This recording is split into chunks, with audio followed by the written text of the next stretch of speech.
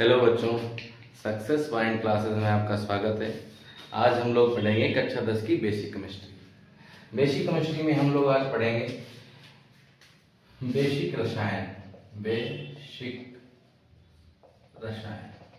आखिर बेसिक रसायन में हम लोग क्या पढ़ेंगे? सबसे पहली चीज तो हम पढ़ेंगे तत्व व आयन में क्या अंतर है। दूसरी चीज हम पढ़ेंगे तत्व का परमाणु क्रमांक। परमाणु क्रमांक किस लिए जरूरी है? परमाणु क्रमांक से हम लोग निकालेंगे इलेक्ट्रॉनिक विन्यास।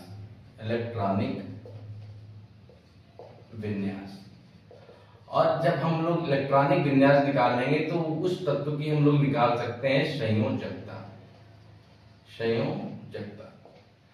और जब संयोजकता हमारी निकलेगी तो उसी संयोजकता के आधार पर हम उस तत्व के आयन को ज्ञात करेंगे। और आयनों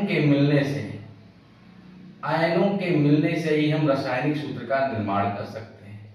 रासायनिक सूत्र का निर्माण कैसे निर्माण होगा, इसी के बारे में आज हम लोग पढ़ेंगे। सबसे पहले हम लोग देखते हैं तत्व क्या होते हैं। तो तत्व सभी को पता होगा कि परमाणुओं से मिलकर, एक ही प्रकार के परमाणुओं से मिलकर जो भी पदार्थ बनता है तो उसी को हम कह देते हैं तत्व।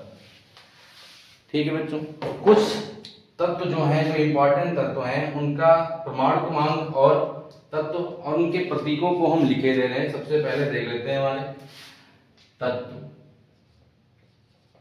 का नाम, फिर तत्व का प्रतीक भी बहुत जरूरी है। फिर हम लोग पढ़ लेते हैं परमाणु क्रमांक। इधर लिख लेते हैं परमाणु क्रमांक। सबसे पहले सबसे नंबर 1 पे जो हमारा आता है उसको हम लोग कहते हैं हाइड्रोजन। तत्व का प्रतीक क्या होता है सभी को पता है कि H हमारा इसका प्रतीक होता है। उसके बाद हम लोग पढ़ेंगे हीलियम। नंबर 2 पे हमारा आता है हीलियम। परमाणु क्रमांक He होता है। उसके बाद हमारा आता है लिथियम। Li होता है। उसको हम लोग कह देते हैं बेरोलियम, यानी कि Be हो जाएगा। 5 नंबर पे हमारा आता है बोरान, जिसको हम लोग B कहते हैं प्रतीक में। 6 नंबर पे हमारा आता है कार्बन, जिसका प्रतीक C होता है। 7 नंबर पे आता है नाइट्रोजन, जिसका प्रतीक N होता है। 8 नंबर पे हमारा आता है ऑक्सीजन, जिसका प्रतीक O होता है। 9 नंबर पे हमारा आ जाता है क्लोरीन, नहीं, 9 नंबर पे आता है फ्लोरीन, यानी कि F। उसके बाद हमारा आता है नियान। 10 नंबर नियान, जिसको हम लोग कह देते हैं Ne। उसके बाद हमारा आता है सोडियम। 11 नंबर सोडियम, जिसको हम लोग कहते हैं Na। 12 नंबर पे हमारा आ जाता है मैग्नीशियम। 12 नंबर पे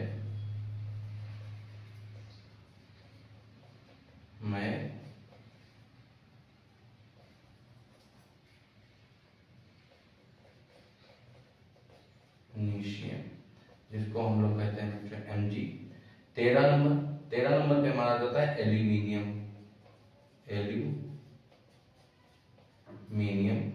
जिसको हम लोग Al कर देते हैं। उसके बाद इधर लिख देते हैं थोड़े। 14 नंबर पे हमारा आ जाता है सिलिकॉन, जिसको हम Si कह देते हैं। 15 नंबर पे हमारा आता है फास्फोरस, जिसको हम लोग P कह देते हैं। 16 नंबर पे हमारा आता है बच्चों सल्फर, जिसको हम लोग कह देते हैं S।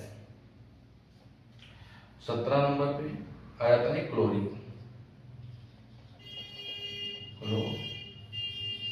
जिसको Cl कहते हैं। 18 नंबर पे आ जाता है आर्गन, जिसको हम लोग कह देते हैं Ar। 19 नंबर पे आ जाता है हमारा पोटेशियम, जिसको हम लोग के कह देते हैं। 20 नंबर पे हमारा आता है बच्चों कैल्शियम, जिसको हम सी कहते हैं। तो ये कुछ हमारे तत्व ही गए, और तत्व के साथ में परमाणु क्रमांक और उनके प्रतीक हमने लिख दिए। क्या जरूरत है हमें इन की, क्या जरूरत है हमें परमाणु क्रमांक की, और परमाणु क्रमांक होता क्या है? तो परमाणु क्रमांक सीधे समझ लें, परमाणु क्रमांक क्या होता है? आवर्त सारणी में जो तत्वों के स्थान को दर्शाता है वो कहलाता है परमाणु क्रमांक। क्या कहलाएगा बच्चों? परमाणु क्रमांक कहलाएगा। तो इसके बाद हम देखेंगे परमाणु तत्व और आयन में अंतर क्या है। तो तत्व और आयन में अंतर समझने के लिए हम एक चीज देख लेते हैं, तत्व और आयन है क्या से। तो ये हमारा हो गया तत्व, इधर हम लिख लेते हैं आयन। कब तत्व होगा, कब आयन होगा? मान लेते हैं सोडियम हमारा है, सोडियम का प्रतीक हमने Na लिखा दिया है, और ये हमारा है सोडियम, तो ये अभी हमारा है तत्व। और यदि हमने इसको क्या कर दिया N+, इसके ऊपर मैंने इनकी संयोजकता लिख दी, तो ये हमारा बन जाता है आयन। बच्चों याद रखेंगे कब तत्व होगा और कब आयन होगा। जब तत्व केवल तत्व का नाम या तत्व का प्रतीक ही लिखा रहेगा तब तक वो तत्व रहता है, लेकिन जैसे ही तत्व के ऊपर उनकी संयोजकता को दर्शा देते हैं वो तुरंत आयन बन जाता है। आयन आता कैसा, ये प्लस और माइनस कब आता है? तो एक कंडीशन होती है, जब इलेक्ट्रॉनों का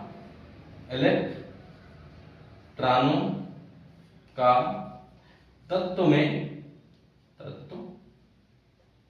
में ह्रास या योग होता है, ह्रास होगा या फिर योग होगा, तब जाकर के ये प्लस या माइनस चिन्ह आएगा। ठीक है बच्चों, जैसे माइनस यानी कि क्लोरीन को ले लेते हैं, तो क्लोरीन यानी कि Cl अभी तक तत्व है, Cl क्या बच्चों अभी तक तत्व है, लेकिन यहाँ पे यदि हम Cl माइनस कर दिए तो यही हमारा तत्व जो होता है तुरंत आयन बन जाता है।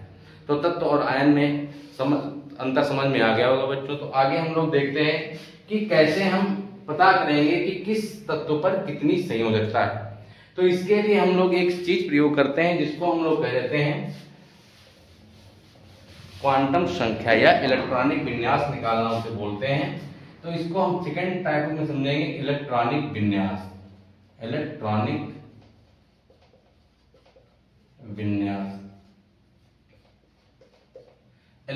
विन्यास क्या है? इलेक्ट्रॉनिक विन्यास जैसे यदि हम मान लें हमारे पास एक तत्व है, तो तत्व का नाभिक बीच में होता है न्यूक्लियस, उसके बाहर की ओर 4 कक्षाएं होती हैं। नील्स बोर ने बताया था कितनी कक्षाएं होती? 4। ये पहली कक्षा हमारी हो गई, ये दूसरी, ये तीसरी और ये हमारी चौथी कक्षा। पहली कक्षा, ये हमारी पहली कक्षा, ये दूसरी, ये तीसरी और ये चौथी। तो उस जिस तत्व का ये सर्कल बना हुआ है उस तत्व का जो परमाणु क्रमांक है या जो उस तत्व के इलेक्ट्रॉन हैं, उन इलेक्ट्रॉनों को वितरण करना, इलेक्ट्रॉनों को कक्षाओं में वितरण करना ही कहलाता है इलेक्ट्रॉनिक विन्यास। कैसे पता करेंगे कि इस तत्व में कितने इलेक्ट्रॉन हैं और कितने प्रोटॉन हैं? इसको ज्ञात करने के लिए सबसे पहले हम परमाणु क्रमांक देखेंगे। तो जो हमारा परमाणु क्रमांक होता है, परमाणु क्रमांक जो होता है वो इक्वल होता है प्रोटॉनों के, और प्रोटॉन इक्वल होता है इलेक्ट्रॉनों के।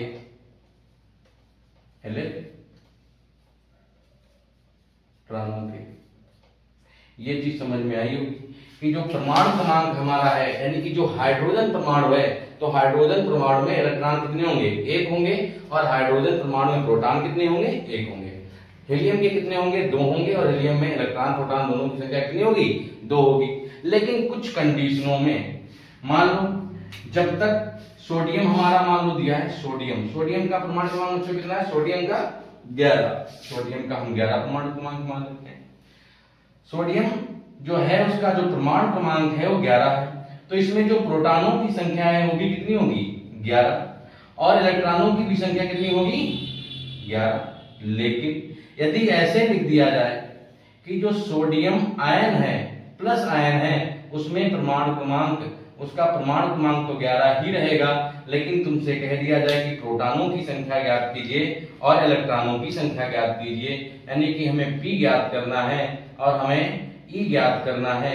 तो इस कंडीशन में हम लोग देखेंगे कैसे निकालेंगे P और E। तो हमारे पास सोडियम का परमाणु क्रमांक कितना है P 11 है, तो इसका प्रोटॉनों की संख्या भी कितनी हो जाएगी 11। लेकिन यहाँ पे हम देखते हैं एक धन आयन आया। धन आयन आने का मतलब होता है कि इसने अपना एक इलेक्ट्रॉन किसी को दे दिया है, त्याग कर दिया है। तो इसमें जो इलेक्ट्रॉनों की संख्या होंगी वो P माइनस का 1। जितना यहाँ पर प्लस धन आयन उतना प्लस -1, जितना यहाँ पर माइनस धन आयन उतना यहाँ पर +1। तो हमारा E कितना आ जाएगा 11 माइनस का 1, यानी कि इलेक्ट्रॉनों की संख्या इसमें कितनी बची है 10 बच्ची इलेक्ट्रॉनों की संख्या, ये याद रखेंगे। यदि यही कंडीशन मान लो माइनस में चली जाती है, क्लोरीन जो हमारा था, क्लोरीन का परमाणु क्रमांक 17 था, यानी कि इसमें जो परमाणु क्रमांक जो इसका है वो कितना है 17 है और इसके निकालने हैं प्रोटॉन व इलेक्ट्रॉन। तो प्रोटॉन व इलेक्ट्रॉन निकालने के लिए हम क्या करेंगे, हमारे पास प्रोटॉनों की संख्या तो हमेशा परमाणु क्रमांक के इक्वल ही होगी, यानी कि 17 ही होगी। लेकिन जैसे हम E को निकालेंगे तो E निकालने के लिए क्या करना पड़ेगा 17 माइनस, यहाँ माइनस लगा है तो यहाँ पर प्लस लग जाएगा और 1 कर देंगे, यानी कि इलेक्ट्रॉनों की संख्या बच्चों कितनी हो गई 18। ये बात हमें लगता है आप लोगों को समझ में आ गई। ठीक है बच्चों, इतनी बात समझ में आ गई। तो आगे हम निकालते हैं इलेक्ट्रॉनिक विन्यास। इलेक्ट्रॉनिक विन्यास निकालने के लिए हमें एक संख्या होती है, उन संख्या को उसी संख्या के आधार पर हमें उनको तोड़ना होता है। देखिए नील्स बोर जो थे उन्होंने इन कक्षाओं के नाम भी रखे, इसको K बोल दिया, इसको L बोल दिया, इसको M बोल दिया, इसको N बोल दिया और कक्षाओं के हिसाब से वितरण भी करवाए इलेक्ट्रॉनों और प्रोटॉनों का। इलेक्ट्रॉनों का वितरण भी करवा दिए, कैसे, पहले वाले में 2, दूसरे वाले में 8, तीसरे वाले में 18 और चौथे वाले में कर दिए पूरे के 32। ये एक फार्मूले पे डिपेंड रहते हैं। फार्मूला क्या हमारा होता है 2n², मतलब n की संख्या रखनी है, n1 रखेंगे, n2 रखेंगे, n3 रखेंगे, n4 रखेंगे, मान आते चले जाएंगे। एक फार्मूला भी दिया उन्होंने। क्वांटम संख्या ज्ञात करने के लिए हमें क्या करना पड़ेगा, इलेक्ट्रॉनिक विन्यास ज्ञात करने के लिए हमें क्या करना पड़ेगा, सबसे पहले हमें एक चीज सीखनी पड़ेगी, क्वांटम संख्या। क्वांटम संख्या, इसी संख्या के आधार पर हम लोग निकालेंगे इलेक्ट्रॉनिक विन्यास। इलेक्ट्रॉनिक विन्यास निकालने के लिए हमें क्या करना पड़ेगा, क्वांटम संख्या सीखनी पड़ेगी 2, 8, 8।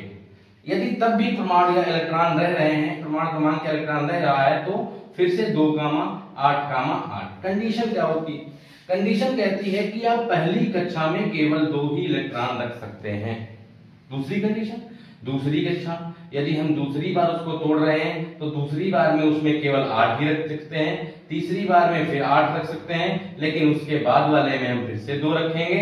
यानी कि इन सभी से ज्यादा नहीं रख सकते हैं, लेकिन इनके अनुसार उन संख्या में यदि प्रोटॉनों या जो परमाणु क्रमांक है या जो इलेक्ट्रॉनों की संख्या है वो कम हो रही है तो उस हिसाब से उसमें तोड़ के रख सकते हैं। जैसे हम देखेंगे, सबसे पहले हम लोग देख लेते हैं बोरान का। बोरान को देख लेते हैं, यानी कि बी का जो परमाणु क्रमांक है, वो कितना है बी का, यानी कि बोरान का परमाणु क्रमांक कितना है 5।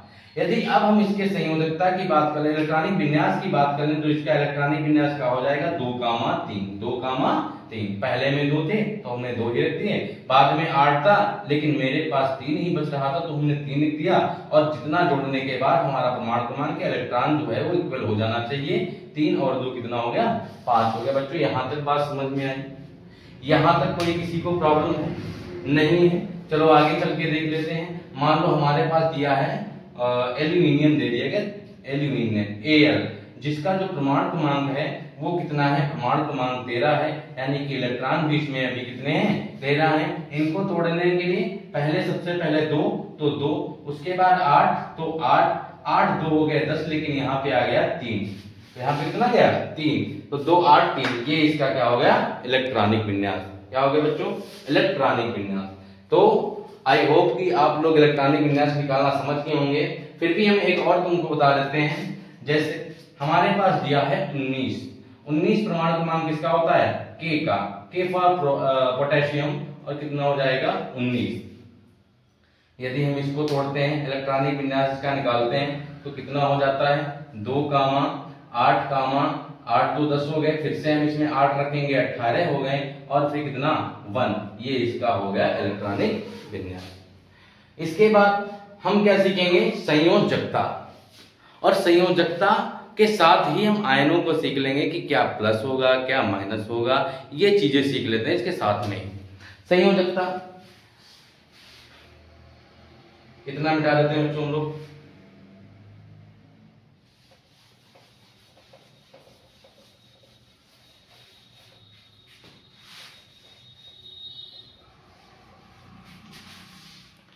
इधर हम लिख लेते हैं इलेक्ट्रॉनिक विन्यास प्रतीक। इलेक्ट्रॉनिक विन्यास, इधर संयोजकता, और इधर लिख लेते हैं आयन। आयन नहीं लिखते, संयोजकता लिख सकते हैं। चलो देखते हैं क्या क्या हो जाएगा हमारा। पहला हाइड्रोजन। हाइड्रोजन का इलेक्ट्रॉनिक विन्यास निकालने के लिए मैंने कहा कि क्या हो जाएगा? 2 कामा 8 कामा 8 याद रखना है। तो पहला जो यदि हम इलेक्ट्रॉनिक विन्यास निकालेंगे हाइड्रोजन का, तो कितना हो जाएगा? 1। दूसरे वाले का कितना हो जाएगा? 2। तीसरे वाले का कितना हो जाएगा? 2 कामा 1। चौथे वाले का कितना हो जाएगा? 2 कामा 2। पांचवें वाले का क्या हो जाएगा? 2 कामा 3।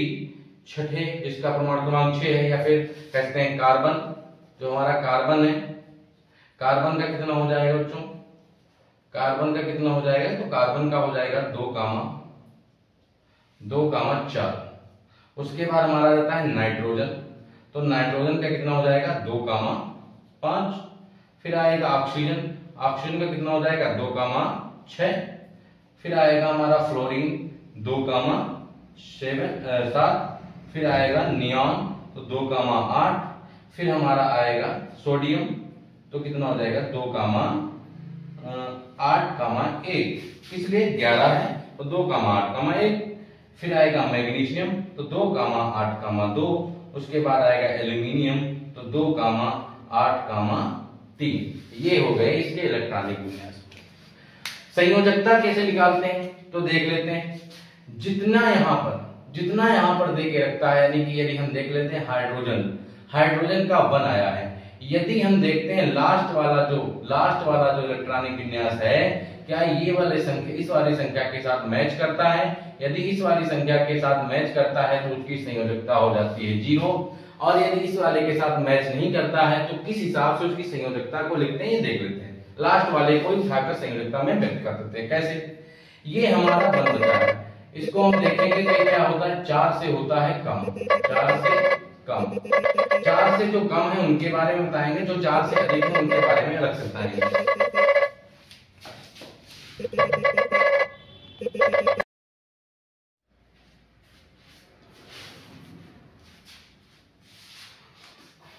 तो देखते हैं कि ये वाली जो सबसे पहला हमारा हाइड्रोजन परमाणु था, उसका जो परमाणु इलेक्ट्रॉनिक विन्यास जो लास्ट वाली संख्या है वो क्या है?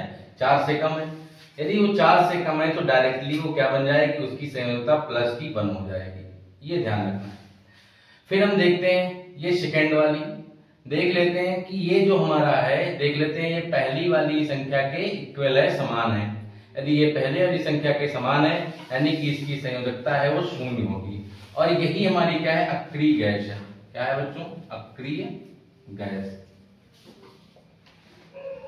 फिर हम चलते हैं आगे की तरफ, देखते हैं हीलियम।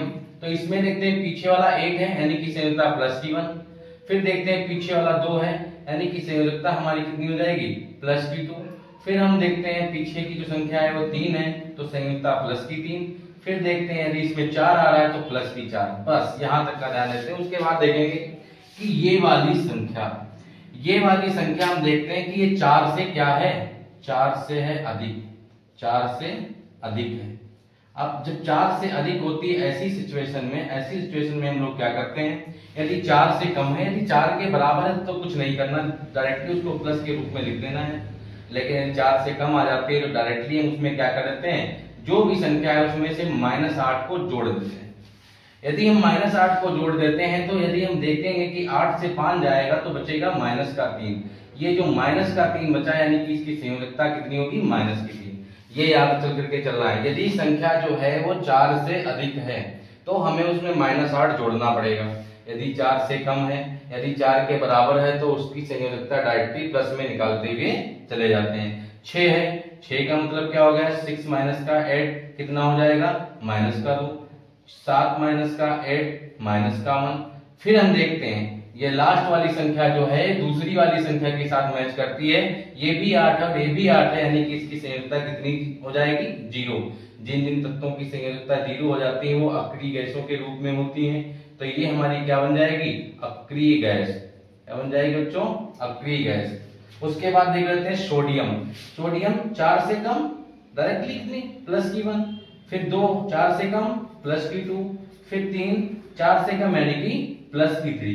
ऐसे आप लोग निकाल सकते हैं संयोजकता। संयोजकता होती क्या है, तो डिफिनीशन, यदि डिफिनीशन जो होती है वो कहती है कि तत्वों के जुड़ने की जो क्षमता होती है उसी को हम लोग कह देते हैं संयोजकता। क्या होती है, तत्वों के जुड़ने की क्षमता को कहते हैं संयोजकता।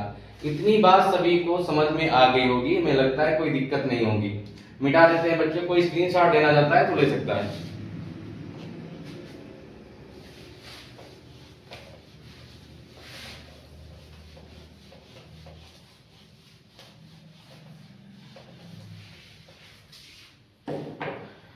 अब हम लोग पढ़ेंगे आयन। आयन क्या होता है मैंने बता दिया था। क्या होता है, यदि तत्व अपनी संयोजकता के साथ लिखा हुआ है तो आयन होता है, यदि तत्व ऐसे ही लिखा हुआ है तो तत्व ही होता है। मैंने समझा दिया था, एक बार और बता देते हैं। यदि सोडियम ये है तो इस सोडियम को हम डायरेक्टली ले सकते हैं तत्व है, लेकिन सोडियम प्लस है तो यानी कि ये क्या है, आयन है। ये तत्व नहीं, क्या है, आयन है। ये याद रखना है। इसी हिसाब से हम यदि देखते हैं तो आयन 2 प्रकार के होते हैं। पहला हमारा धनायन होता है, दूसरा हमारा होता है ऋणायन। धन आयन, दूसरा हमारा होता है ऋण आयन। धन आयन और ऋण आयन क्या होता है, यानी कि वह तत्व जिन पर प्लस का चार्ज हो उन्हें कहते हैं धन आयन, और वह तत्व जिन पर माइनस का चार्ज हो उन्हें हम कह देते हैं ऋण आयन। देखते हैं प्लस कब आएगा और माइनस कब आएगा, ये कंडीशन क्या होती है। तो प्लस कब आता है, जब क्या होता है, जो तत्व हमारा होता है वो करता है यदि इलेक्ट्रॉनों का त्याग, इलेक्ट्रॉनों का त्याग, तो उस पे जो आएगा वो धन आयन आएगा। यदि कोई तत्व जो है वो इलेक्ट्रॉनों को कर रहा है ग्रहण, इलेक्ट्रॉनों को ग्रहण कर रहा है तो उस पर आएगा ऋण आयन। ये चीज कैसे होगी, तो कुछ बच्चे समझ नहीं पाते हैं कि इलेक्ट्रॉन यदि देगा तो उसको माइनस होना चाहिए था, फिर प्लस कैसे आ गया, या इलेक्ट्रॉन को ग्रहण कर रहा है तो माइनस क्यों आ रहा, प्लस होना चाहिए था। तो मैंने अभी इसके पहले एक कंडीशन पढ़ाई थी कि जो यदि तत्व हमारा होता है उस तत्व में प्रोटॉन जो होता है वो इक्वल होता है इलेक्ट्रॉन के। यदि इस कंडीशन में एक सूत्र निकालें तो P minus E is equal to 0 बन जाता है। इसी फार्मूले से यदि हम देख लें तो अभी तुरंत पता चल जाएगा कैसे क्यों माइनस आता है और क्यों प्लस आता है। मान लो सोडियम है और सोडियम में जो प्रोटॉनों की संख्या है वो 11 है और जो इलेक्ट्रॉनों की संख्या है वो भी 11 है। यदि इसने एक इलेक्ट्रॉन अपना त्याग कर दिया, क्या किया, एक जो इलेक्ट्रॉन है उसका कर दिया त्याग कर दिया, यानी कि जब इलेक्ट्रॉन का त्याग कर दिया तो E बराबर कितना बचा, 10। तो इस फार्मूले में रख लेंगे तो कितना हो जाएगा, P माइनस का कितना, P का मान कितना है 11 माइनस का 10, यानी कि प्लस का 1 आया कि नहीं आया।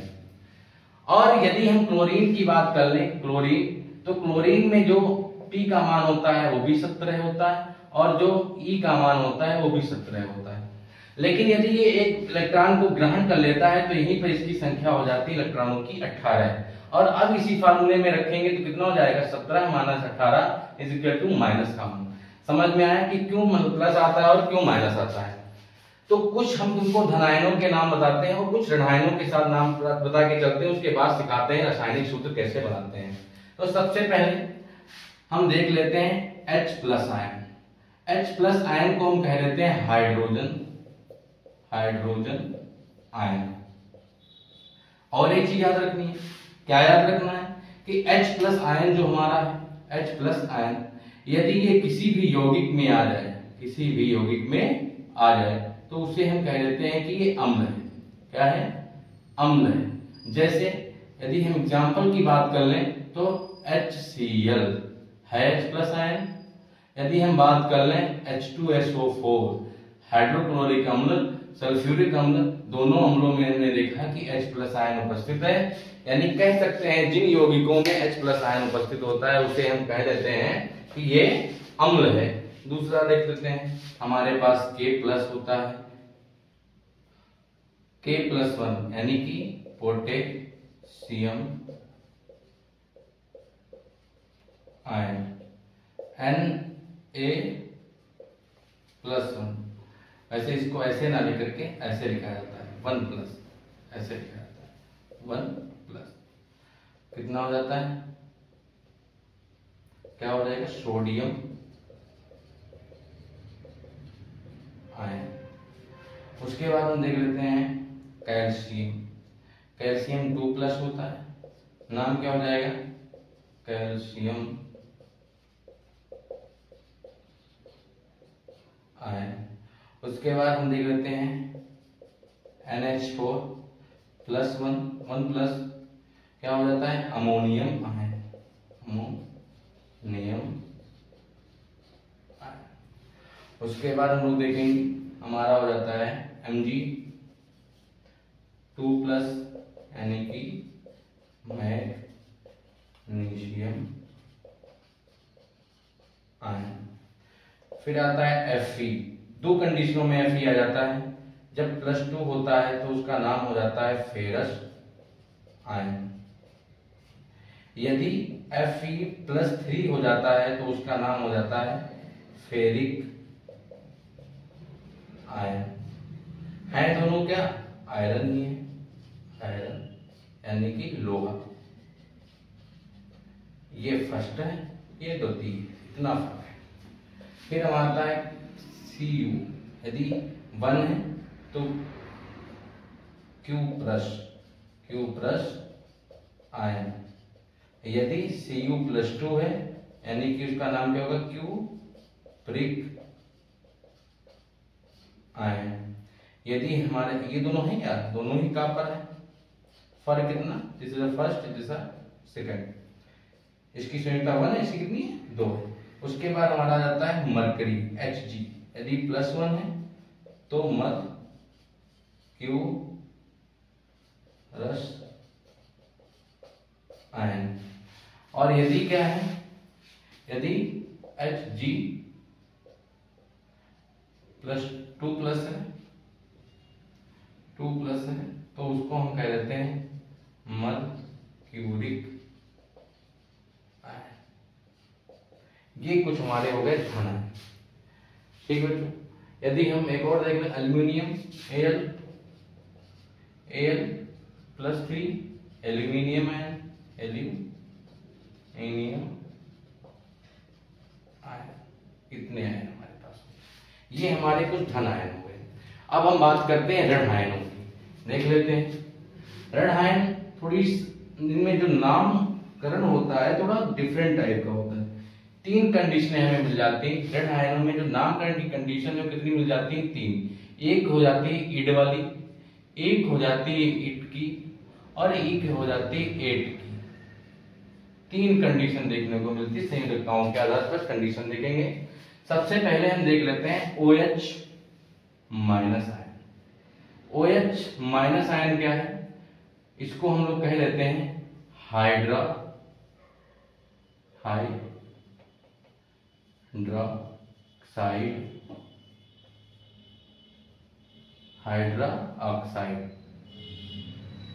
हाइड्रोक्साइड। एक चीज और याद रखना, जिन यौगिकों में OH- आयन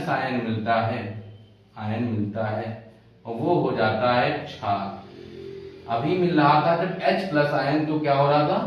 तब हो रहा था अम्ल। लेकिन जिसमें मिल जाए OH- आयन वो हो जाएगा क्षार। देख लेते हैं कुछ NaOH sodium hydroxide. KOH potassium hydroxide.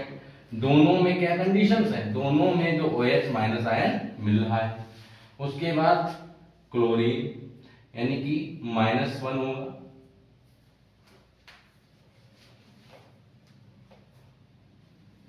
-1 होगा, नाम क्या हो जाएगा, क्लोराइड आयन। देखो डा क्लोराइड, इडा नहीं आ रहा। उसके बाद देख लेते हैं Br -1 ब्रोमाइड आयन। फिर I1 माइनस क्या हो जाएगा, आयोडाइड आयन। उसके बाद देख लेते हैं सल्फर S। सल्फर की संयोजकता कितनी होती है, सल्फर की यदि संयोजकता निकालें तो कितनी होती है, -2 नहीं 2 माइनस, बार बार उल्टा लिख दिया, 2 माइनस। इसका नाम क्या हो जाएगा, सल्फाइड। यदि हम इसकी संयोजकता, इसको कह सकते हैं SO3 कर दें, और इसकी संयोजकता भी -2, तो इसको हम लोग कह देते हैं सल्फाइड। अभी डा था लेकिन अब क्या बन गया, टा, सल्फाइड। यदि हो जाता है SO4, इसकी भी संयोजकता -2 होती है, 2 माइनस होती है, तो इसको हम क्या कह सकते हैं, सल्फेट। क्या कहते हैं, सल्फेट। ऐसे ही आ जाएंगे CO3 संयोजकता 2 माइनस, नाम क्या हो जाता है, नाम हो जाता है कार्बोनेट। फिर आ जाता है हमारा HCO3 संयोजकता 1 माइनस, नाम हो जाता है बाइकार्बोनेट।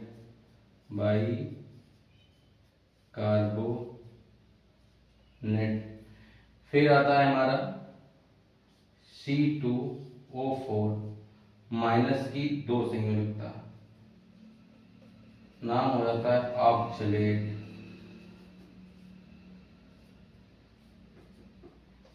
CH3 COO -1 माइनस, नाम हो जाता है एसीटेट। उसके बाद देख लेते हैं संयोजकताएं, NO2 संयोजकता -1, नाम हो जाता है नाइट्राइट।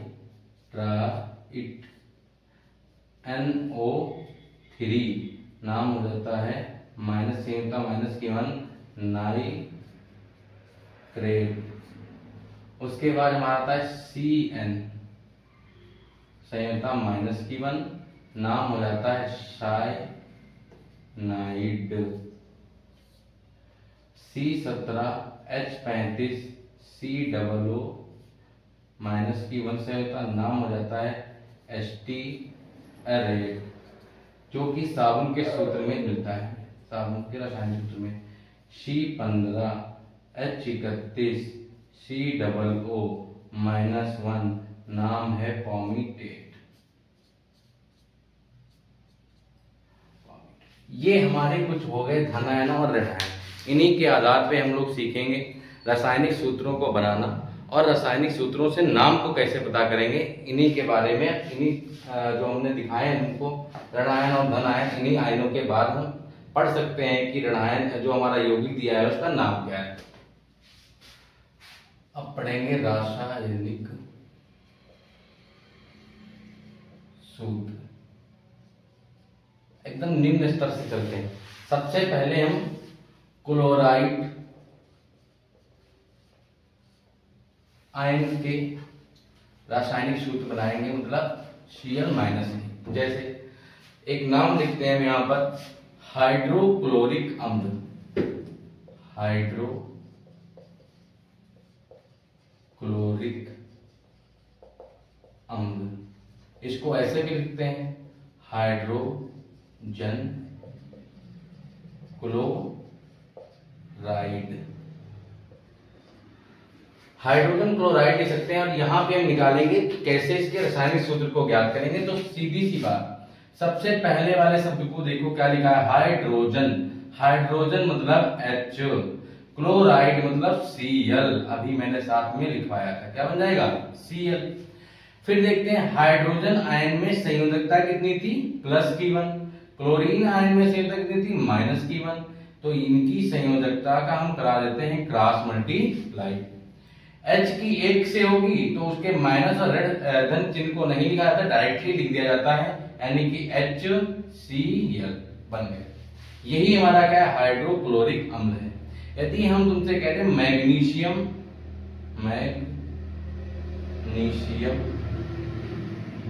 क्लोराइड बनाना है, क्लोराइड डायरेक्टली बन जाएगा। मैग्नीशियम मतलब Mg और क्लोराइड का मतलब Cl। मैग्नीशियम की संयोजकता +K2, क्लोराइड की संयोजकता -K1। इसकी इससे गुणा, इसकी इससे गुणा, बताइए क्या बन जाएगा, Mg एकम Mg यानी कि Mg, Cl दूना 2Cl यानी कि Cl2, बन गया मैग्नीशियम क्लोराइड। बताइए इसमें किसी को कोई दिक्कत आ रही? पोटेशियम क्लोराइड लिखना है, पोटेशियम क्लोराइड लिखना है, बहुत आसान है। पोटेशियम मतलब K, क्लोराइड मतलब Cl, संयोजकता कितनी +K1, संयोजकता कितनी -K1, करा देंगे क्रॉस मल्टीप्लाई, क्या बन जाएगा KCl। देखा कितने आसानी से रासायनिक सूत्रों को हम बना सकते हैं। फिर आगे देख लेते हैं ऑक्साइड के सूत्रों को देख लेते हैं। ऑक्साइड, ऑक्साइड के सूत्रों को देखते हैं, जिनकी होती है ऑक्सीजन, और ऑक्सीजन का परमाणु क्रमांक कितना होता है 8। संयोजकता निकालेंगे 2,6, ये है 8 से अधिक तो 6 माइनस का 8, संयोजकता यानी कि -2। चलो निकाल। सबसे पहले hydrogen oxide, hydrogen oxide, hydrogen मतलब H, ऑक्साइड मतलब O, +K1 -K2, त्रियक गुना बन गया H2O। और इसका नाम क्या हम लोग कहते हैं, साधारण में कह देते हैं जल। क्या कहते हैं, जल। Magnesium oxide, magnesium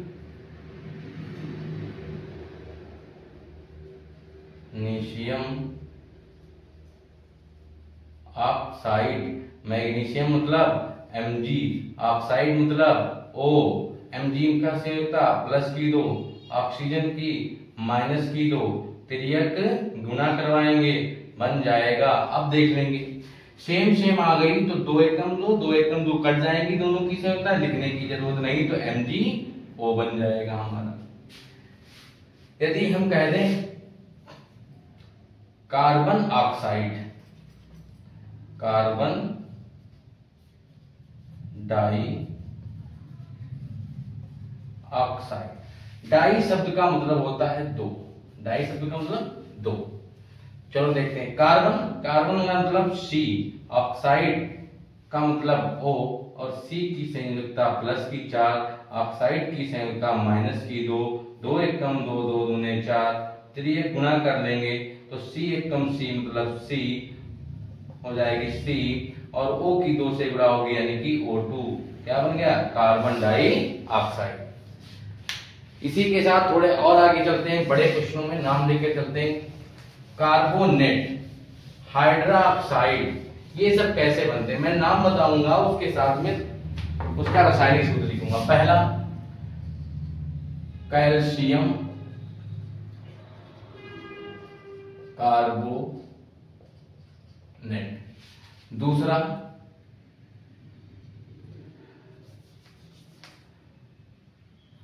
sodium hydroxide, फिर सोडियम बाई कार्बोनेट, फिर सोडियम